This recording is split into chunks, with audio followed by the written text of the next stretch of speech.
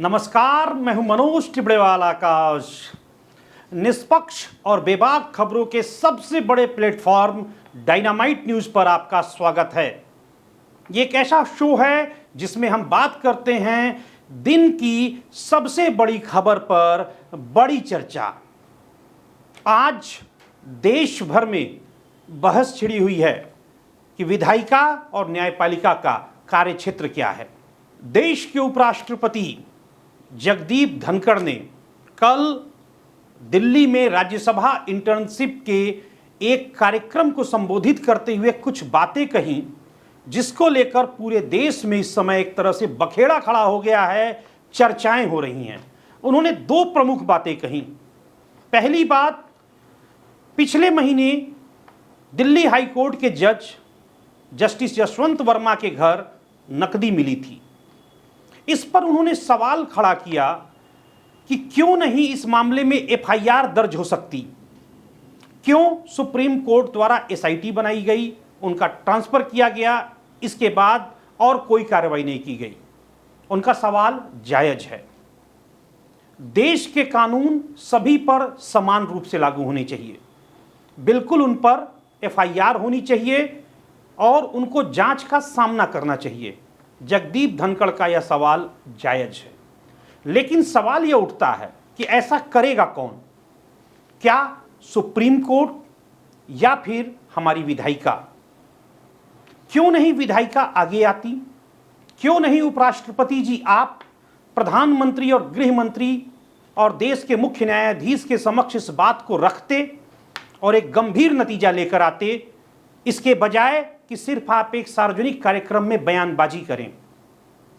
दूसरी बात, उपराष्ट्रपति ने कही सुप्रीम कोर्ट किसी भी दशा में राष्ट्रपति और राज्यपाल को निर्देश नहीं दे सकता। क्या सुप्रीम कोर्ट राष्ट्रपति से बड़ा है?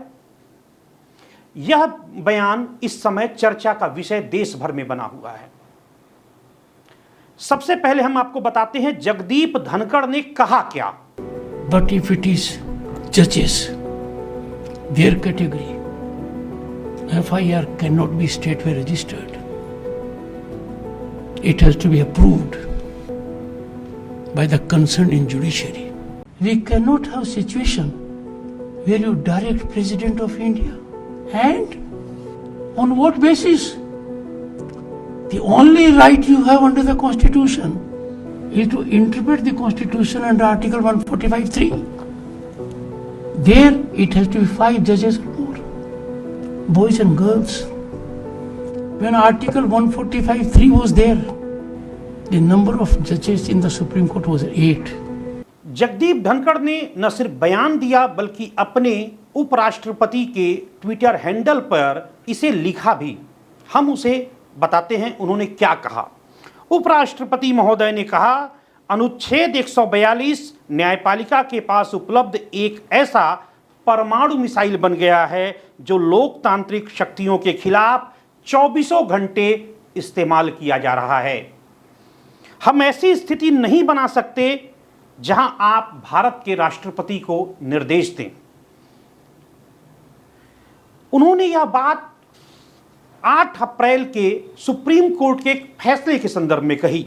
दरअसल देश के 2 जाने माने सुप्रीम कोर्ट के जजों जेबी पारदीवाला और न्यायमूर्ति आर महादेवन ने तमिलनाडु विधानसभा द्वारा पारित 10 विधेयकों पर राज्यपाल द्वारा कोई निर्णय लंबे समय से न लिए जाने के विरोध में सुप्रीम कोर्ट में जो याचिका दायर की गई थी उस पर निर्णय देते हुए इन दोनों न्यायमूर्तियों ने कहा कि राज्यपाल हर हालत में 3 महीने के अंदर इसका फैसला दें, वरना माना जाएगा कि इसकी मंजूरी हो गई है।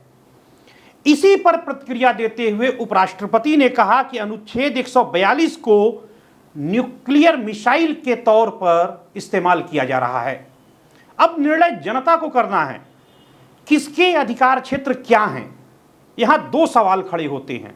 पहला, क्या लोकतंत्र में किसी एक सरकार को बहुमत आ जाए और वो लोकसभा और राज्यसभा में कानून पास करा दे, कोई भी किसी भी तरह का, विपक्ष के व्यापक विरोध के बावजूद सिर्फ इस बात पर कि बहुमत उनका है तो कोई भी निर्णय स्वीकार कर ले देश की 140 करोड़ जनता। दूसरा, क्या सरकार द्वारा संसद में पारित किए गए किसी भी कानून से देश के किसी भी नागरिक को एतराज है तो वह सुप्रीम कोर्ट का दरवाजा नहीं खटखटाए? यदि सुप्रीम कोर्ट सरकार के पक्ष में फैसला दे तो वाहवाही, और सरकार के खिलाफ दे तो यह फिर अनुचित। अब देश की जनता को तय करना है कि सुप्रीम कोर्ट के क्या अधिकार होने चाहिए और देश की संसद के क्या अधिकार होने चाहिए। जैसे ही जगदीप धनखड़ की ये वक्तव्य सार्वजनिक हुए, आज सुबह सवेरे देश के एक प्रमुख अंग्रेजी के अखबार टाइम्स ऑफ इंडिया ने बाकायदे एक एडिटोरियल पेज पर अपनी संपादकीय लिखी। इस संपादकीय का शीर्षक था आउट ऑफ लाइन। अखबार ने न्यायपालिका पर की गई धनखड़ की टिप्पणियों की तीखी आलोचना की है। अखबार ने लिखा है, उपराष्ट्रपति का व्यवहार उनके संवैधानिक पद की गरिमा के अनुरूप नहीं है। उपराष्ट्रपति का यह व्यवहार न्यायपालिका की स्वतंत्रता और संविधान के मूल ढांचे के सिद्धांतों के खिलाफ है। अब इसके बाद बहस शुरू हुई। जाने माने विधिवेत्ता डॉक्टर अभिषेक मनु सिंघवी ने कहा, आर्टिकल 142 कोई नया प्रावधान नहीं है, इसकी जड़ें 50 साल पुरानी न्यायिक परंपरा में हैं। उन्होंने यह भी कहा कि डॉक्टर भीमराव अंबेडकर ने खुद सुप्रीम कोर्ट को यह विशेष अधिकार देने का समर्थन किया था। राष्ट्रपति एक सांकेतिक पद है, असली शक्ति मंत्रिमंडल के पास है। उपराष्ट्रपति महोदय को यह बात समझनी चाहिए। अब सुनिए क्या कहते हैं Kapil Sibal. It is unfortunate that the chairman of the house thought that this is an interference in the powers of the president. In fact, that is not the constitutional position. The president only acts on the aid and advice of the council of ministers. बहुत दुख हुआ यह देखकर, अफसोस होता है कि जब फैसले सरकार के मन मुताबिक हों तो कोर्ट की तारीफ होती है और न हो तो उसे लांछित किया जाता है। बड़ा सवाल यह भी है कि आखिरकार जिन राज्यों में गैर एनडीए सरकार है वहां पर राज्यपाल क्यों जरूरत से ज्यादा एक्टिव होते हैं? क्यों वहीं पर यह समस्या आती है कि विधानसभा की कैबिनेट द्वारा भेजे गए विधेयकों को पास नहीं किया जाता, उन्हें लंबे अंतराल के लिए लटकाया जाता है? क्या यह समस्या सिर्फ गैर एनडीए शासित राज्यों में है या फिर एनडीए शासित राज्यों में भी है?